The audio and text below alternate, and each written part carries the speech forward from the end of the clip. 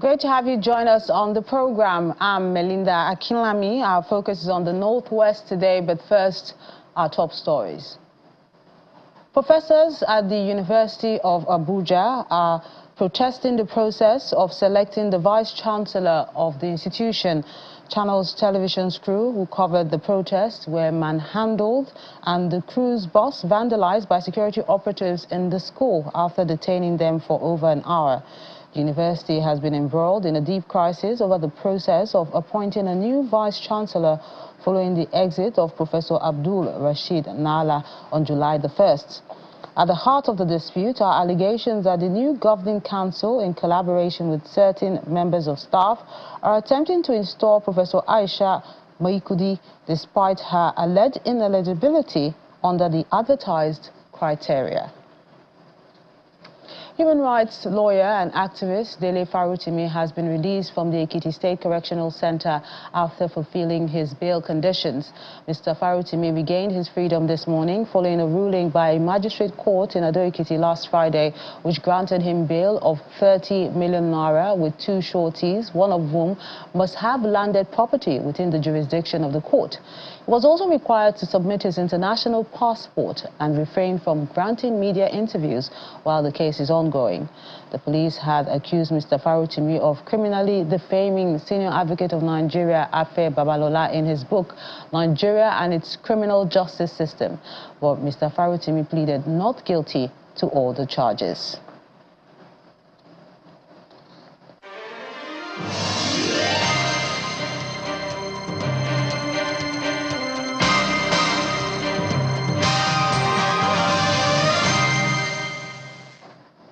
Hours away from Christmas, residents of Kebbi State remain hopeful for a joyous celebration despite the prevailing economic challenges, while the Federal Road Safety Corps has assured the residents of a safe and accident-free Christmas and New Year celebration.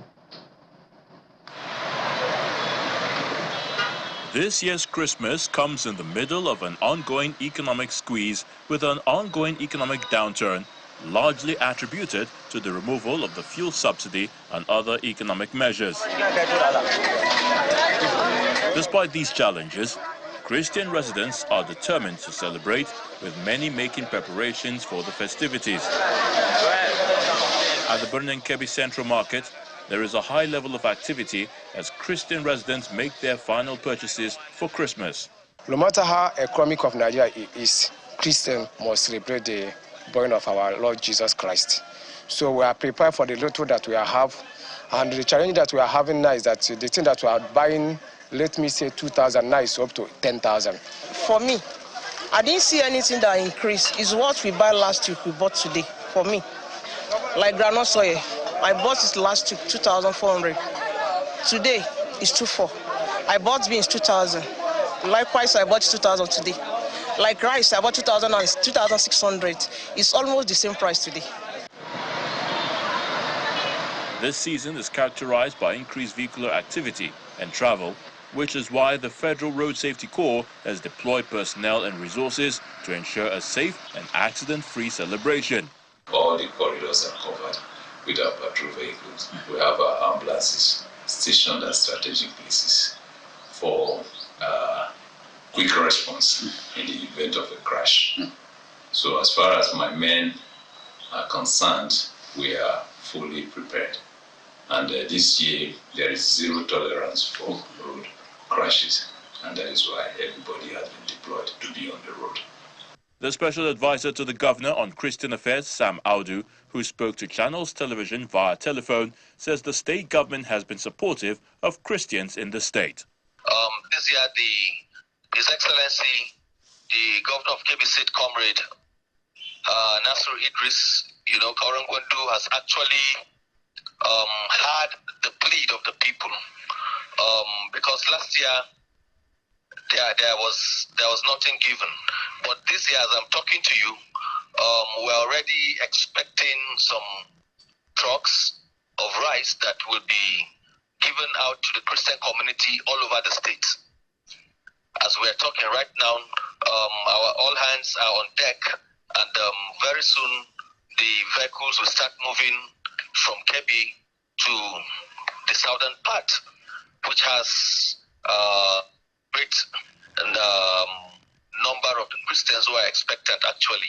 While economic pressures remain, the spirit of Christmas is alive, with many residents determined to make the most of the season. The Catholic Bishop of Kano Diocese, Bishop John Namaza, has joined citizens to celebrate the Yuletide with love and compassion. The bishop appealed to Nigerians to have trust in God amidst the economic hardship and insecurity. He further called on everyone to shun divisive means and follow the act of love and unity, while expressing optimism that the country is on the path of progress. Christmas reminds us to build bridges and eliminate divisions, to offer and receive forgiveness in situations of brokenness, being light to those who feel surrounded by darkness. In this way, we make the love of God visible in our communities, our families, and our country. It is common knowledge that true peace is not just the absence of conflict, but the presence of justice, wholeness, and right relationships.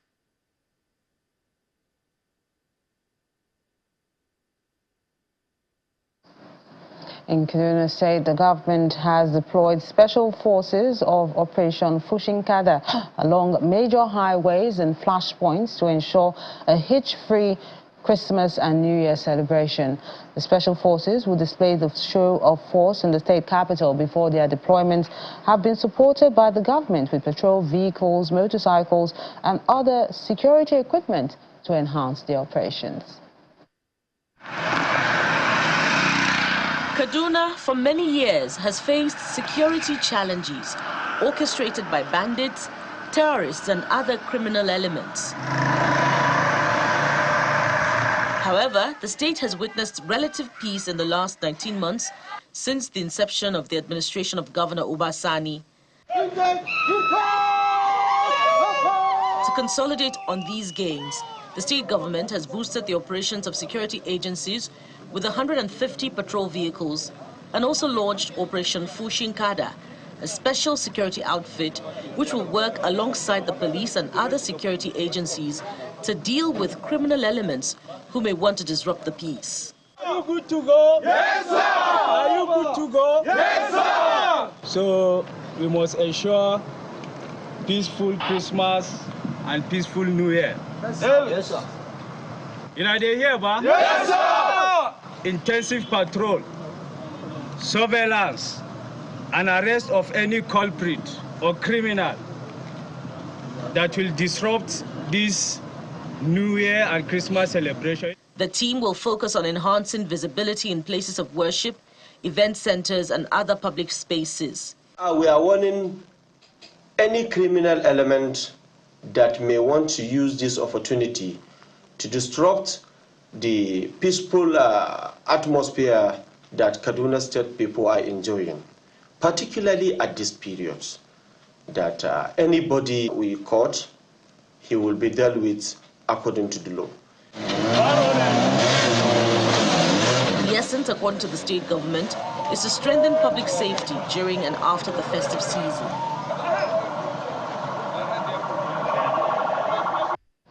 Meanwhile, Governor Obasani has commended the people of Southern Kaduna for promoting peace in the interest of development and unity in the region. The governor, who gave the commendation at the second edition of the Southern Kaduna Cultural Festival, also reiterates his commitment to run an inclusive government anchored on equity and fairness. While the governors of Plateau and Bayelsa State, as Caleb Mufang and Doyediri, also commended the governor for his inclusive governance approach. communication. December every year witnesses the annual Southern Kaduna Cultural Festival, an event to showcase the cultural heritage of the region. And as you can see, just one male. The festival is significant for the people, considering the many years they have suffered from insecurity fueled by banditry and ethno-religious conflicts.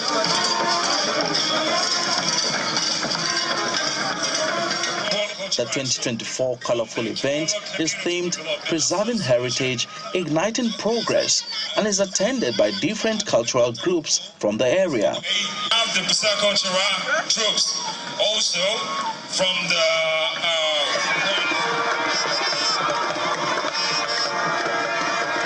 Thank you, Excellency.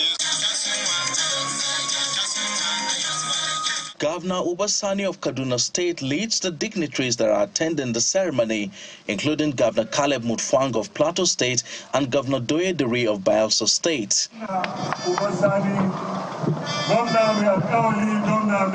Governor Sani praises the people for embracing peace and reiterates its commitment to run an inclusive government anchored on the principles of equity, fairness, and justice. I want to express my profound gratitude to our dear citizens of Zone 3 for embracing peace and making invaluable contribution to the growth and development of our dear state. Governor Sani also highlights some of his administration's achievements in the area. When I assumed office in May 2023, I made a solemn commitment to run an all-inclusive government anchored on the principle of equity, fairness, and justice. I pledge to be fair to all persons and areas irrespective of religion, tribe, or political affiliation. Governor Mutfwang and Governor Doye Deri commend the governor for tackling the insecurity in the area and ensuring inclusiveness. All the challenges we are facing about insecurity, will continue to collaborate and make sure that these people do not have a chance to terrorize our borders, terrorize our communities. Let us build bridges rather than burning the bridges. And these bridges will continue to link and connect us from north to south, either inter or intra-regional bridges. The people are also using the opportunity to celebrate the return of peace to the zone. Southern Kaduna people are very hardworking, we're very industrial, we're very entrepreneurial, and as you can see, we represent all over the world. We are grateful that for an event like this to take place, it means peace has been restored relatively. Southern Kaduna consists of 9 local government areas out of the 23 in Kaduna State, with at least 57 registered ethnic nationalities, and the people are using this festival to build trust, unity, and peace among the diverse population of the region. To agriculture now, Kaduna State has ranked as one of the states that recorded 99.74% success during the 2023-2024 dry season wheat cultivation. The Minister of Agriculture and Food Security, Mr. Abubakar Kyari, stated this at the People's Square when he officially flagged off the distribution of equipment purchased by the state government to committed farmers. He encouraged state governments to key into the measures being implemented by the Federal Ministry of Agriculture and Food Security in fulfillment of the mandate to meet the goals of the state of emergency declared on food security by the President.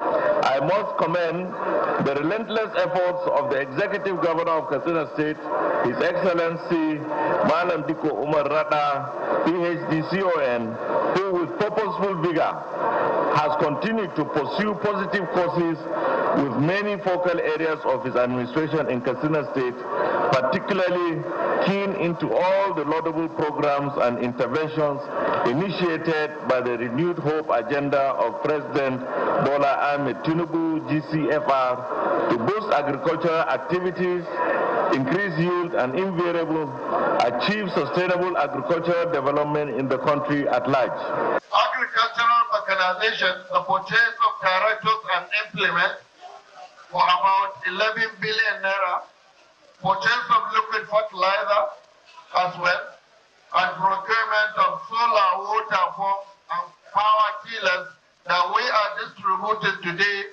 to the tune of 8,281,340,000, which is going to be distributed to our farmers today. Welcome back. The Kaduna state government has allocated an additional 300 million naira in the 2025 budget to scale up the drug revolving fund scheme in order to cover more healthcare facilities. According to Governor Diko Rada, this intervention is in line with his government's agenda to have more functional primary healthcare centers across the state. The governor disclosed this when he commissioned the state's farmer-grade warehouse and flagged off the distribution of free Medicare and anti-malaria drugs alongside motorcycles for integrated tuberculosis intervention. This remarkable achievement reflects our collective dedication to improving healthcare delivery and ensuring that the people of Kaduna State have access to high quality and affordable medicine. DMSA is not just an agency, it is a critical lifeline in our quest to strengthen the healthcare system. The provision of essential medicine is one of the fundamental pillars of the robust health system, and our administration has prioritized capitalizing the agency DRL in order to achieve much desired universal health coverage. By doing so, we aim to ensure that no citizen of Kaduna State is left without access to life-saving drugs and medicine supplies. Our administration has made substantial financial investment to support the operations of DMSA. We approved 96 million naira to enhance the drug revolving funds scheme and vital initiative that guarantees the continuous availability of drugs at affordable price in our health facilities. Building on this, we provided an additional 100 million naira to further expand the agency capacity and operational efficiency. Similarly, in line with my government agenda to have more functional primary health centers across the state, we have allocated additional 300 million naira in 2025 budget to scale up the drug revolving fund scheme to cover more health facilities across the state. The First Lady, Senator Oluremi Tinubu, has distributed 50 million naira to 250 elderly residents in Zamfara State under the Renewed Hope Initiative Elderly Support Scheme 2nd edition. Flagging off the exercise in Gusau, Senator Tinubu said the program is designed to support the welfare of elderly people annually.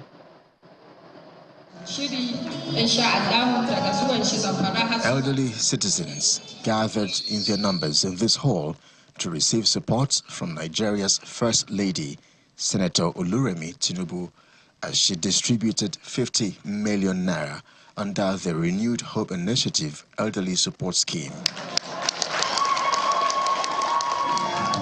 The initiative, now in its 2nd edition, provides financial assistance to 250 elderly Nigerians in Zamfara State, with each beneficiary receiving 200,000 naira. The program is part of the wife of the president, Mrs. Tinubu's commitment to improving the welfare of Nigerians.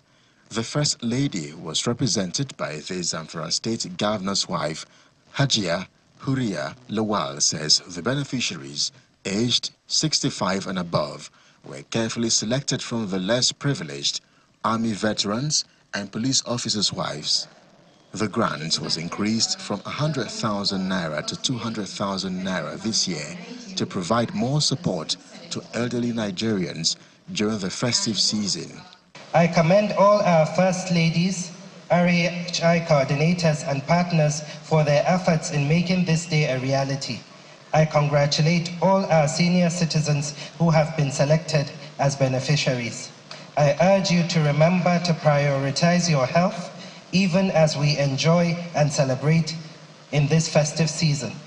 Eat well, stay hydrated, do a little exercise, like walking and getting adequate rest. Chairman of Talata Mafara local government area, Yaya Yari, commends the First Lady for her thoughtful intervention.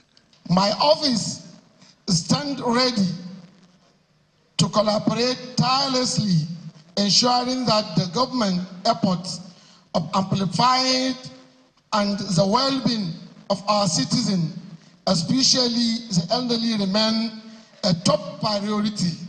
Together, we will continue to work toward a more inclusive and caring Zamfara state. Some of the beneficiaries also thank the First Lady for going the extra mile to improve their living conditions. The renewed Hope Initiative Elderly Support Scheme was introduced as part of the broader agenda of the First Lady's office to provide social welfare to the senior citizens across the country. 43 traditional rulers are amongst the beneficiaries of an empowerment program aimed at encouraging residents to be self-reliant. The initiative was organized by a federal lawmaker representing Ayabu Shagari Federal Constituency in Sokoto, Umar Yusuf Yabo. The chairman of the People's Democratic Party, PDP in Sokoto State, Bello Goronyo, said the party is worried about the prevailing economic realities. That's the reason his elected members are committed to empowering the electorate through various programs.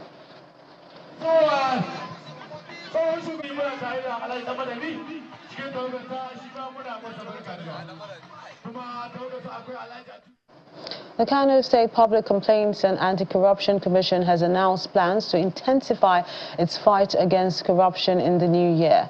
The chairman, Mui Magaji, made this known during a town hall meeting themed Uniting with Youth Against Corruption.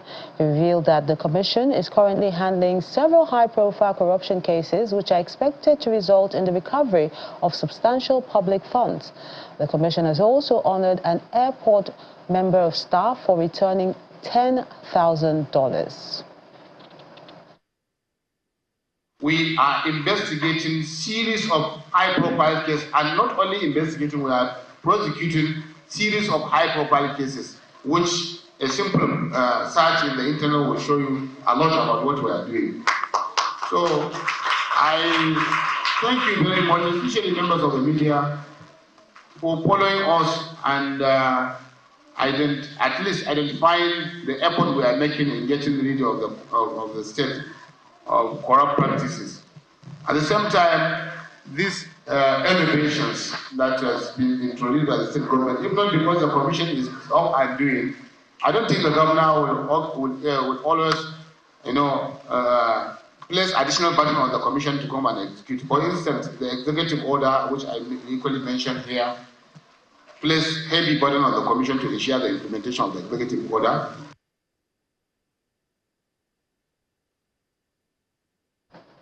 That's the program today. Thank you so much for watching. I'm Melinda Akinlami.